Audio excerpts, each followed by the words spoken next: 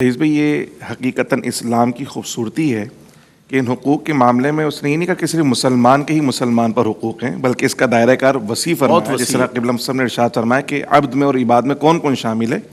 तो जब बात आएगी ह्यूमैनिटी की, इंसानों की बात आएगी, तो तमाम इंसानों के आपस में एक दूसरे पर हुकूक़ हैं। जाहिर सी बात है, सोसाइटी है ही इंसानों की, मुआशरा है इंसानों का, तो इंसान बियॉन्ड द रिलीजन भी एक दूसरे के हुकूक़ के अदा करने के पाबंद और लाजिम हैं।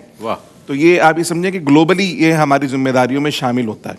उसमें जो बुनियादी हुकूक अगर हम देखें कुरान और सुन्नत की रोशनी में, तो तीन चीज़ें तो ऐसी हैं जो तमाम इंसान उसमें शामिल नज़र आते हैं। सबसे पहले तो है जान का हक़, दूसरा है माल का हक़, और तीसरा इज़्ज़त व आबरू का हक़ बिलखुसूस। ये तीन चीज़ें ऐसी हैं जो तमाम इंसानों के लिए ज़रूरी हैं। अल्लाह सुब्हानहू व तआला ने कुरान मजीद में इरशाद फरमाया, मन क़तल नफ्सन बिग़ैरि नफ्सिन औ फ़सादिन फ़िल अर्दि फ़कअन्नमा क़तल अन्नास जमीआ व मन अहयाहा फ़कअन्नमा अहया अन्नास जमीआ, कि जिसने किसी जान को नाहक कत्ल किया, गोया उसने पूरी इंसानियत को कत्ल किया। जिसने किसी एक जान को बचाया, उसने पूरी इंसानियत को बचाया। तो ये वो हक़ है जिसमें तमाम इंसान शामिल हैं कि कोई इंसान किसी दूसरे इंसान को नाहक कत्ल ना करे, उसकी जान को नाहक नुकसान ना पहुँचाए। फिर दूसरा हक़ जो हमें ख़ास तौर पर नज़र आता है, माली हक़ नज़र आता है। अल्लाह सुब्हानहू व तआला ने कुरान मजीद में इरशाद फरमाया कि ला ताकुलू अम्वालकुम बैनकुम बिल बातिल, आपस में एक दूसरे का माल बातिल तरीके से ना खाओ। भले वो दूसरे मज़हब का शख्स ही क्यों ना हो, लेकिन जो उसका माल, जो उसकी मिल्कियत है, उसको नाहक तरीके से ना खाओ। या तो कारोबार की सूरत में हासिल करो, या हिबा या तोहफे की सूरत में मिल जाए। जो जायज़ तरीके हैं माल हासिल करने के, वो माल हासिल इस तरीके से किया जाए, नाजायज़ तरीका इख्तियार ना किया जाए।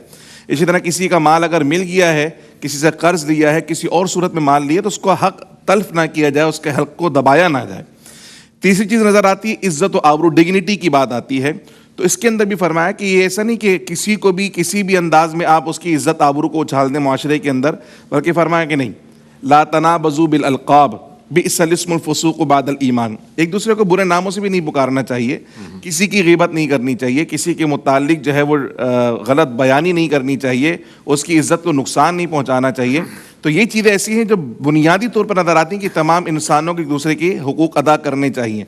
फिर इसमें एक चीज़ हमें सोशल राइट्स की सूरत के अंदर भी नज़र आ जाता है कि अगर कोई ज़रूरतमंद है, जैसे कोई भूखा है, तो उसको खाना खिलाना। अब लाजमी नहीं कि मुसलमान है तो खाना खिलाएंगे, बिल्कुल कोई भी इंसान अगर भूखा है तो उसको खाना खिलाया जाए। कोई इंसान ऐसा है जिसको इंसाफ की फराहमी ज़रूरी है, तो अदल की फराहमी के अंदर अपना किरदार अदा करना, ये हमारी जिम्मेदारियों के अंदर शामिल है।